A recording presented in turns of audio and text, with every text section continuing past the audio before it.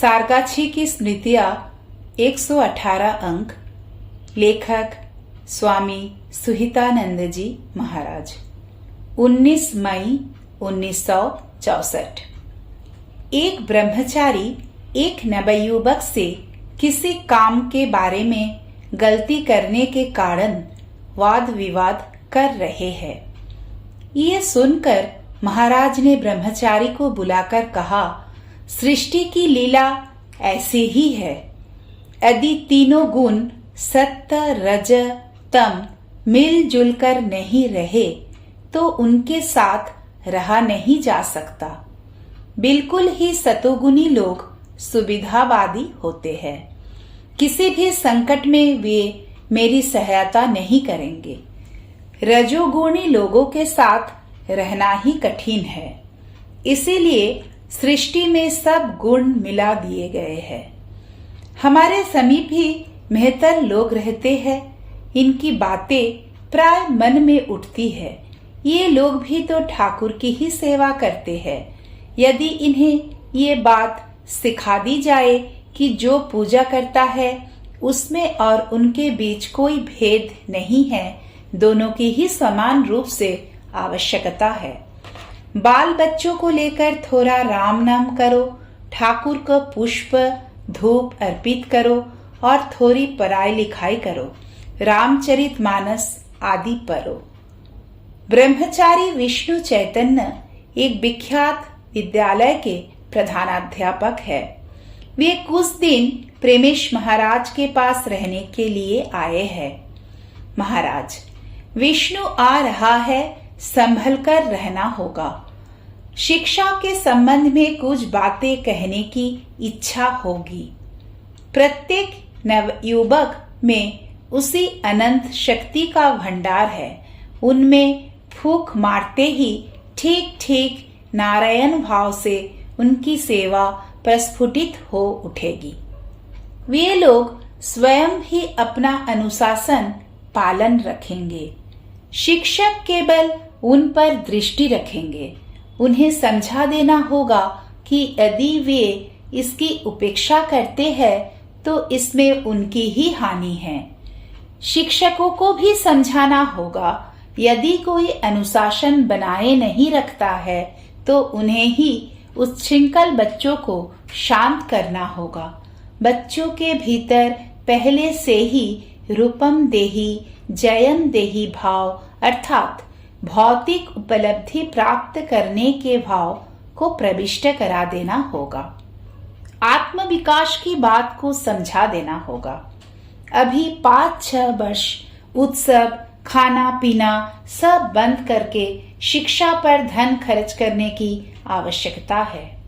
योग्य लोगों की अधिक आवश्यकता है। सेवक के पास में ही बैठकर उपनिषद पढ़ रहा था तथा बीच बीच में महाराज से कुछ कुछ पूछ रहा था। महाराज, गीता पाठ के पश्चात उपनिषद अलौना नीरस लगता है। कैसी कठिन भाषा, भाव भी प्रभावपूर्ण नहीं। गीता रस ईख है जिसे खाने से स्वाद नहीं मिलता। गुरु के पास चूस चूस कर रसपान करना चाहिए। यदि ब्रह्मचारी प्रशिक्षण केंद्र में तुलनात्मक अध्ययन कर सको तो देखोगे कि 6 वर्ष के गीता पाठ से तुम्हारे जीवन में क्या अद्भुत परिवर्तन हुआ है। 18 मई 1964। राजयोग के ध्यान धारणा समाधि सूत्र का पाठ हो रहा है। प्रश्न, आपको समाधि तक हुई है? महाराज, इतने दिनों से यही सब चर्चा कर रहा हूँ, फिर कुछ नहीं होगा। ध्यान तक कर सकता था, अभी प्रत्याहार कर सकता हूँ। प्रश्न, क्या आपने माँ को स्वप्न में देखा है? उत्तर, एक दिन देखा। घर की अनेक महिलाओं के बीच कोई एक पैर मोड़ कर बैठी है, संभवतः माँ रही होगी। 19 मई 1964। प्रेमेश महाराज ने ध्रुव नारायण साहा के माध्यम से सेवक के लिए चाणक्य श्लोक नामक एक पुस्तक मंगवाई है। इस पुस्तक को देकर उन्होंने कहा, बीच बीच में इसे पढ़कर देखो, बहुत सी चीजें पाओगे, व्यावहारिक ज्ञान प्राप्त होगा। सेवक ने एक श्लोक पढ़ना आरंभ किया और महाराज से उसका अर्थ पूछा। महाराज, अहनि अहनि भूतानि गच्छन्ति यम मंदिरम शेषा स्थिरतमिच्छन्ति किम आश्चर्यम अतः परम। ये बात अतिरंजित नहीं है। जीवों की जन्म मृत्यु के समान आश्चर्यजनक दूसरी कोई बात नहीं है। मृत्यु ने हमारा हाथ पकड़ा हुआ है। ऐसा भी नहीं है कि हम उसकी ओर देखते ही नहीं हैं। फिर भी इस चिरसंगी मृत्यु के संबंध में मोटे तौर पर हम सचेत नहीं हैं। प्रत्येक परिवार में जन्म मरण का खेल चल रहा है। 3 पीढ़ियों का वासस्थान क्या जन्म मरण का चित्र नहीं है?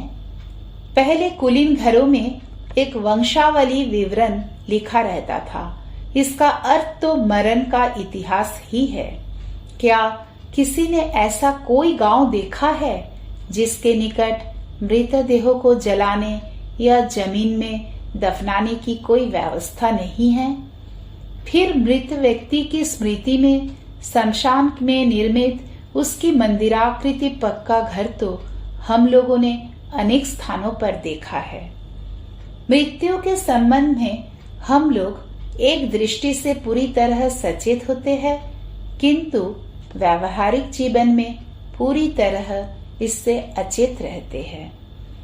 कई वर्षों पूर्व एक दिन मैंने देखा था कि एक अति सुंदर दीर्घकाय सज्जन देव शिशु सदृश एक छोटे बालक का हाथ पकड़कर बेलूर मठ के प्रांगण में चलते हुए ठाकुर मंदिर की सीढ़ियों पर चढ़ते हुए जा रहे थे।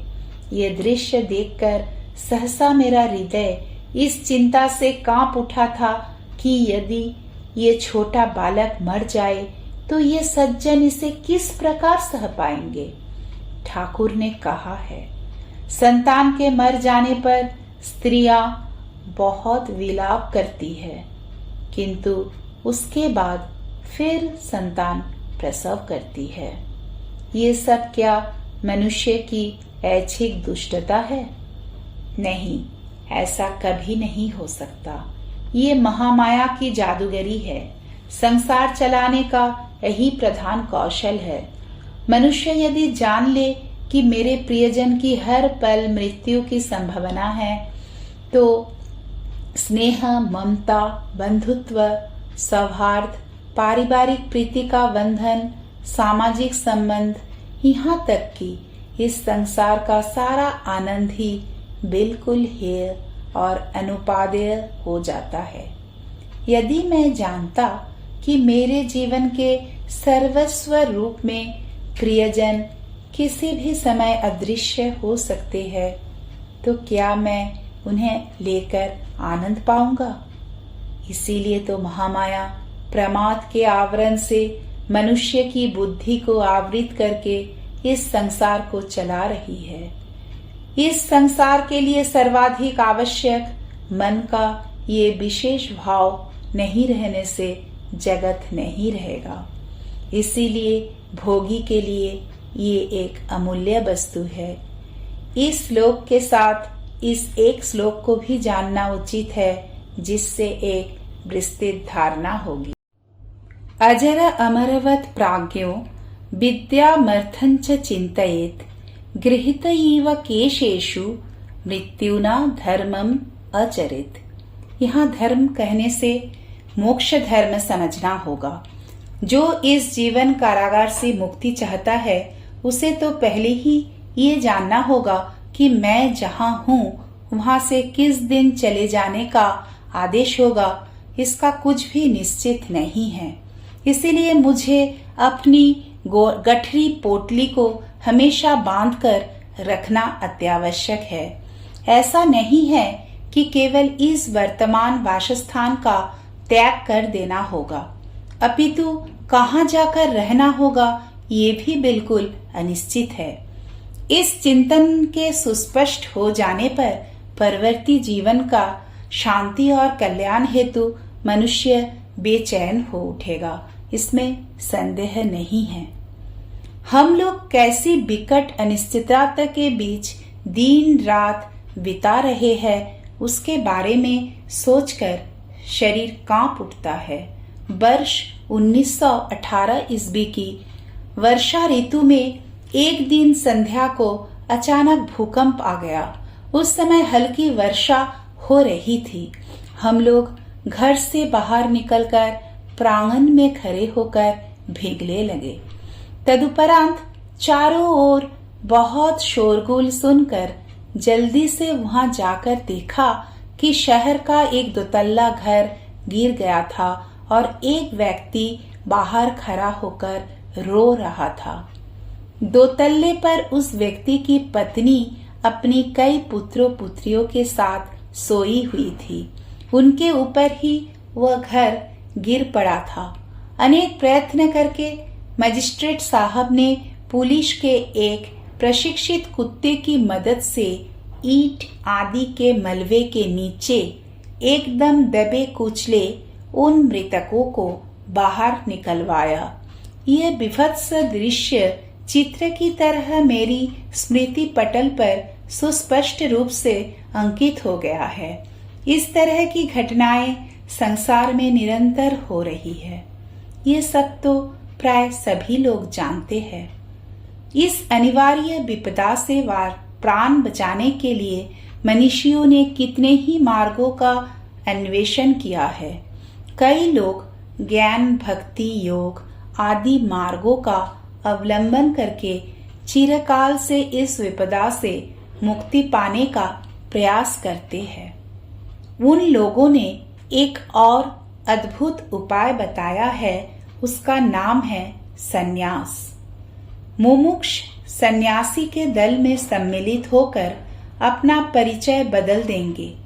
तृतीय चरण में वैदिक रीति से माता पिता का श्राद्ध करके अपना जन्म संबंध छोड़ देंगे। अंततः अपना श्राद्ध करके मैं मर गया हूँ, अर्थात इस जगत में मैं मृतवत रहूंगा। ये प्रक्रिया जाने या अनजाने लगभग सभी धर्म संप्रदायों में है।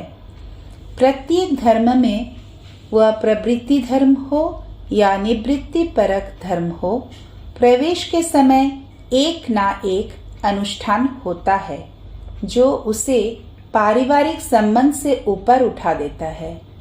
मुसलमानों का सुन्नत, ईसाइयों का बपतिस्म, हिंदुओं का उपनयन मनुष्य को उसके जन्म संस्कार से ऊपर उठा देता है। वैदिक संप्रदाय में संन्यास इसी आत्मोन्नयन का चरमोत्कर्ष है। मानव जीवन को सभी दृष्टि से जान सकने पर भी जीवन के बहुत उन्नत होने की संभावना रहती है और इसे साधित कर लेने पर कितने मंगल की संभावना है, उसे जो लोग चिंतन करके देखते हैं वे लोग समझ सकेंगे। जय श्री राम कृष्ण।